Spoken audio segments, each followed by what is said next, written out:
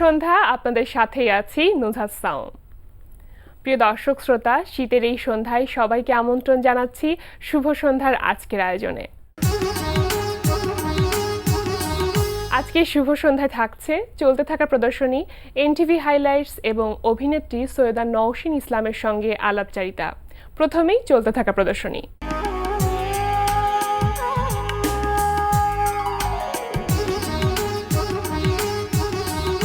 শুরুতেই জানিয়ে দিচ্ছি চলতে থাকা প্রদর্শনীর সময়সূচি। মহাখালীর নিউ ডিওজেসার গ্যালারি কসমোসে প্রদর্শিত হচ্ছে আন্তর্জাতিক দলীয় চিত্রকলা প্রদর্শনী। প্রতিদিন দুপুর 12টা থেকে রাত 8টা এই সময় প্রদর্শনী চলবে 26 ডিসেম্বর পর্যন্ত। বাংলাদেশ শিল্পকলা একাডেমিতে অনুষ্ঠিত হচ্ছে 17তম দ্বিবার্ষিক এশিয়ান চারুকলা প্রদর্শনী 2016।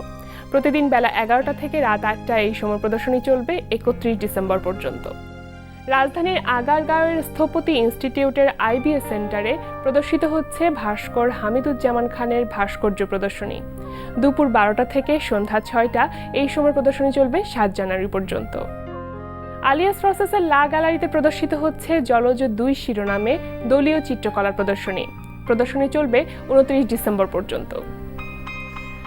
দেখছিলেন চলতে থাকা প্রদর্শনীর সময়সূচি। এবার এনটিভি হাইলাইটস।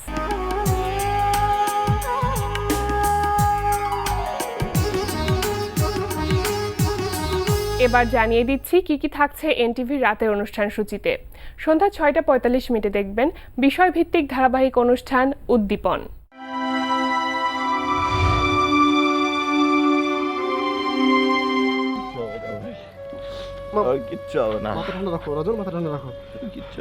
ঠান্ডা কথা চিন্তা করো, কি করা যায়? আচ্ছা শোনো শোনো শোনো, ও যে একটা লোক আমাদের বসায় রাখছিল, তোমার চাকরি দিবে বলে, ওই যে কিছু নাম, উনি কোথায়? ওনাকে ফোন দাও। ফোন বন্ধ ভাই, ফোন বন্ধ। রাত 8:20 থাকছে মেজবা উদ্দিন সুমনের রচনায় নজরুল ইসলাম রাজুর পরিচালনায় ধারাবাহিক নাটক সানফ্লাওয়ার। আমরা কি শুধু দুজনই বসবো নাকি স্পেশাল কারোর জন্য অপেক্ষা করব? আপনি যে মাঝে মাঝে কি এম্বারেসিং কথা বলেন।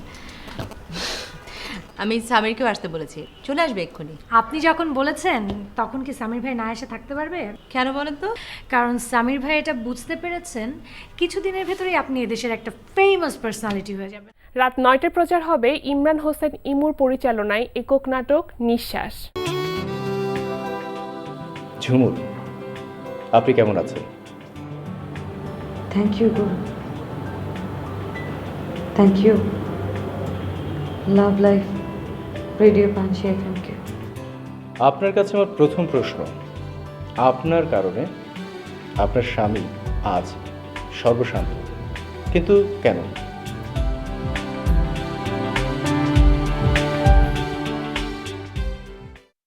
রাত 11:30টায় রয়েছে ওয়াহিদুল ইসলাম শুভ্রর প্রযোজনায় অনুষ্ঠান ওল্ড স্কুল বিটস।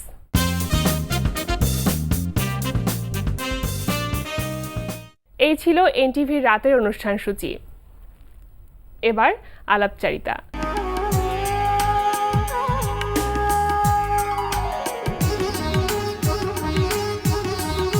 বাংলাদেশ শিল্পকলা একাডেমিতে অনুষ্ঠিত হচ্ছে নাট্য শিক্ষক, অভিনেতা ও নির্দেশক মহিদুল ইসলাম স্মরণ উৎসব 2016। প্রিয় দর্শক, উৎসব নিয়ে কথা বলতে আজ আমাদের সঙ্গে আছেন অভিনেত্রী সৈয়দা নওশিন ইসলাম।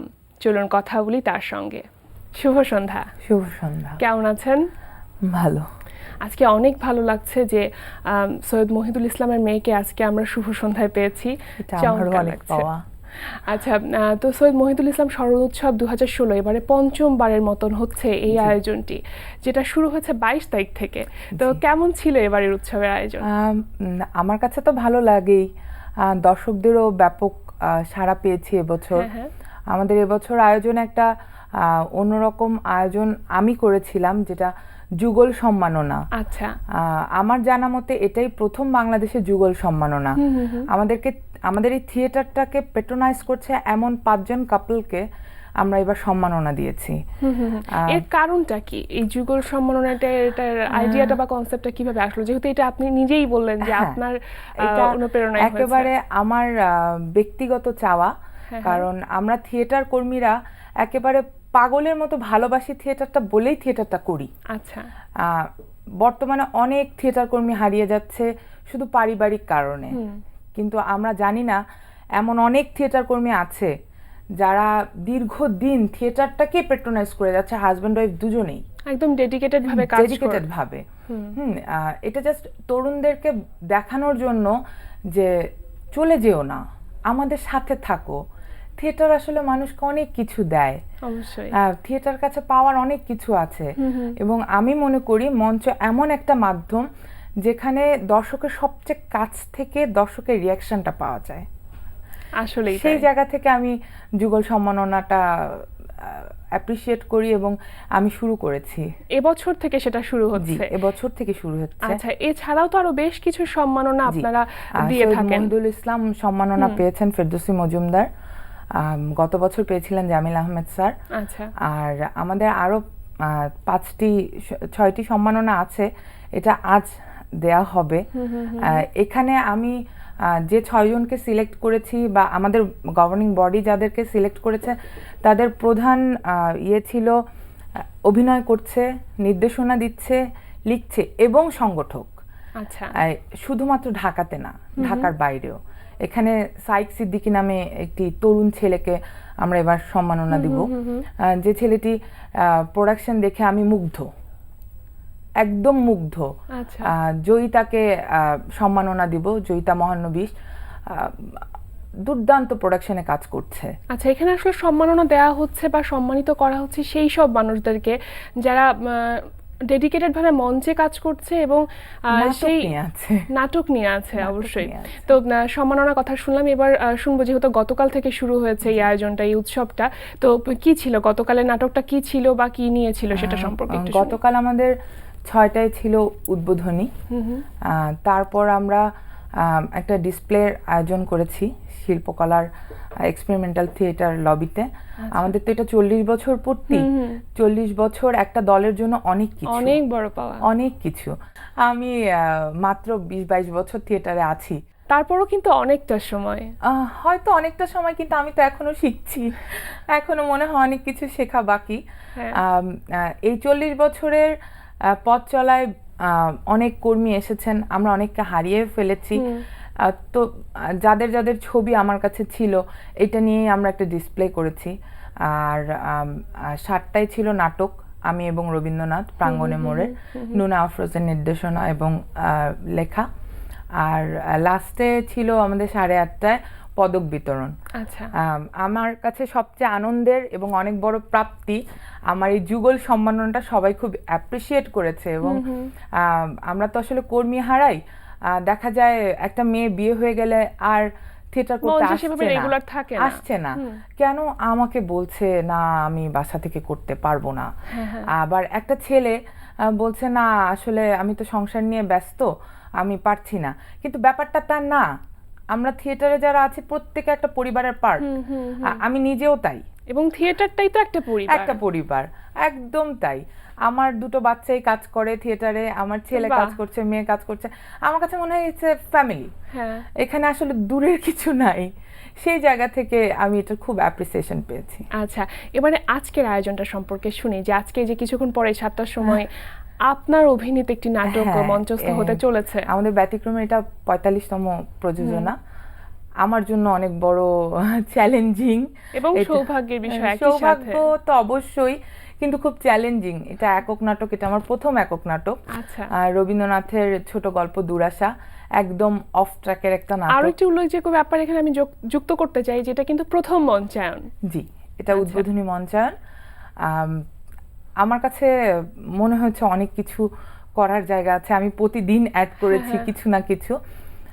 আসলে আমি জানি না দর্শক কিভাবে নিবে। একেবারেই ব্যর্থ প্রেমের একটা কাহিনী, একটা নারীর প্রেমের কারণে যে একটা নারী ঘর ছাড়া হয়ে 40টা বছর ফাইট করতে পারে প্রকৃতির সাথে, সেটা এখানে দেখানো হবে। আমি নাটক শেষে বলতে পারবো দর্শক কিভাবে নিল। সাইফুল ইসলাম সোহাগ এই নাটকের নির্দেশনা দিয়েছেন, ওনারই নাট্যরূপ করা। আচ্ছা, যেহেতু কিছুক্ষণ পরে নাটকটি হতে চলেছে, তো এখন আসলে কি ধরনের ফিলিংস কাজ করছে? নার্ভাস, এক্সাইটেড, কি ধরনের? নার্ভাস তো একটু আছি, কিন্তু খুব এক্সাইটেড। একটা 1 ঘন্টার প্লে, একদম একা।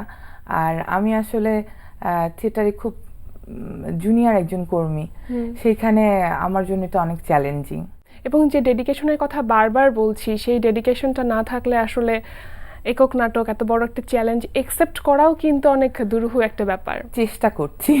আচ্ছা, নাটকটির রিহার্সাল চলেছে কতদিন? প্রায় 1 বছর। লাস্ট 6 মান্থ এটার রিহার্সাল হার্ডলি চলেছে, কিন্তু এই নাটকের পেছনে কিছু প্রিপারেশন ছিল। আচ্ছা। একজন নবাব কন্যা, এই ক্যারেক্টারটা, তার দীর্ঘ 40 বছরের পথ চলা দেখানো হবে। শুরুটা হবে একদম 70 বছরের একজন বৃদ্ধকে দিয়ে, তারপর আমি আবার 16 বছরে ফেরত যাব। সেই 16 বছরে তার যে প্রেম, তার যে ভালোবাসা, যে প্রেম তাকে একেবারে অন্তর্নিহিত যে অনুভূতিটা, এবং সেই সময় এটা একদম 1800 শতকের একটা গল্প। সেই সময় একটা মেয়ে ঘরের বাইরেই আসতো না, সেই জায়গায় সে একটা ছেলের ছদ্মবেশে ঘর ছেড়ে ঘোড়া নিয়ে বের হয়ে চলে যাচ্ছে। তো এটার প্রিপারেশন তো একটু ছিলই, এটার জন্য আমাকে একটু নাচ সম্পর্কে জানতে হয়েছে, তরোয়ার চালানোটা একটু দেখতে হয়েছে যে এটা কিভাবে করতে হবে। আচ্ছা। ঘোড়া চালানোটা একটু চেষ্টা করেছি, অনেক কিছুই শিখেছি। সব তো আসলে লাগেনি, কিছু কিছু অংশ লেগেছে।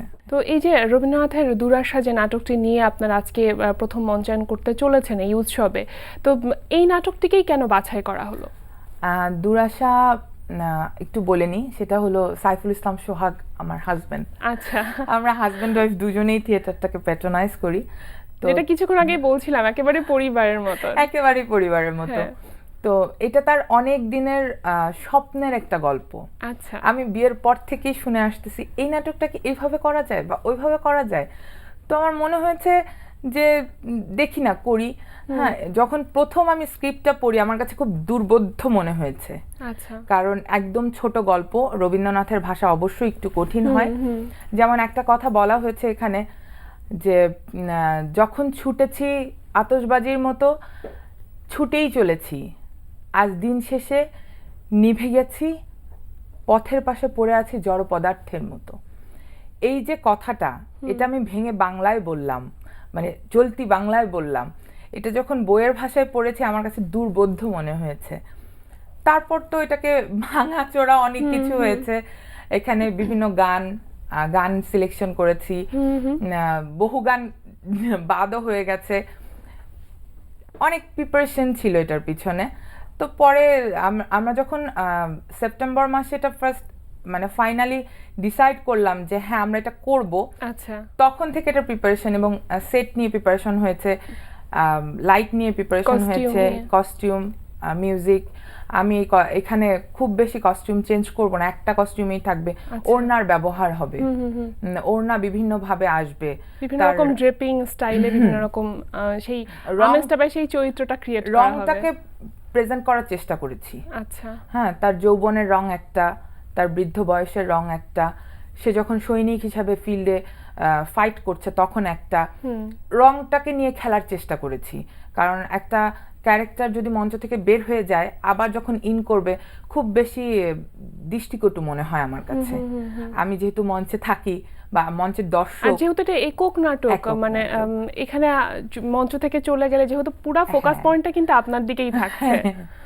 এই নাটকে আরো আমার কাছে মনে হয়েছে এটা একটু আকর্ষণের জায়গা বোধ হয়, আমার কাছে ভালো লেগেছে যেটা নির্দেশকের নির্দেশনায় ছিল, যে পুরা এক্সপেরিমেন্টাল থিয়েটার হলটাকে আমরা ইউজ করার চেষ্টা করেছি। আচ্ছা, দর্শকের ভেতর থেকে কথা বলে উঠবো, কখনো কখনো দর্শকের পাশেই দেখবে দর্শক আমাকে। তো এই যে একটা আমার মনে হচ্ছে আলাদা কিছু, অন্যরকম একটা মজা। হ্যাঁ, শুরুতে যখন বলেছে আমি বলছি না এটা মনে হয় মানে ভালো লাগবে না, কিন্তু আমি যখন এখন রেডি তখন মনে হচ্ছে না এটা একটা আলাদা এক্সপেরিমেন্ট। অ্যাপ্রিশিয়েট করার মতন একটি ব্যাপার। আজকে যে নাটকটি হতে চলেছে দুরাশা রবীন্দ্রনাথের, সেই নাটকটির জন্য অনেক অনেক শুভকামনা থাকলো, অনেক ভালো থাকবেন। আর আমাদের আয়োজনে এসেছেন, অনেক ধন্যবাদ আপনাকে। আপনাকেও ধন্যবাদ। আর আপনাদের এই আয়োজনের মাধ্যমে আমি দর্শকদেরকে ধন্যবাদ জানাতে চাই, তাদেরকে ধন্যবাদ জানাতে চাই যারা এই 40 বছর এই ব্যতিক্রমের সাথে ব্যতিক্রমীভাবে ছিলেন। আমার কর্মীদেরকে ধন্যবাদ জানাতে চাই যারা আমাকে সহযোগিতা করছে, আমার বন্ধু সংগঠনদেরকেও ধন্যবাদ জানাতে চাই। প্রিয় দর্শক, কথায় কথায় আমরাও চলে এসেছি অনুষ্ঠানের শেষ প্রান্তে। আমাদের সঙ্গে যোগাযোগের ঠিকানা প্রযোজক শুভ সন্ধ্যা, এনটিভি, বিএসসিসি ভবন, 7ম তলা, 102 কাজী নজরুল ইসলাম অ্যাভিনিউ, কারণ বাজার, ঢাকা 1215। আমাদের ইমেল অ্যাড্রেস shubhosandha@ntvbd.com। প্রিয় দর্শক, এনটিভিতে সম্প্রচারিত সংবাদ ও অন্যান্য সকল অনুষ্ঠান দেখতে লগ ইন করুন www.ntvbd.com এ। সবাই ভালো থাকুন, নিরাপদে থাকুন, এই প্রত্যাশায় এখানেই শেষ করছি। শুভ সন্ধ্যা।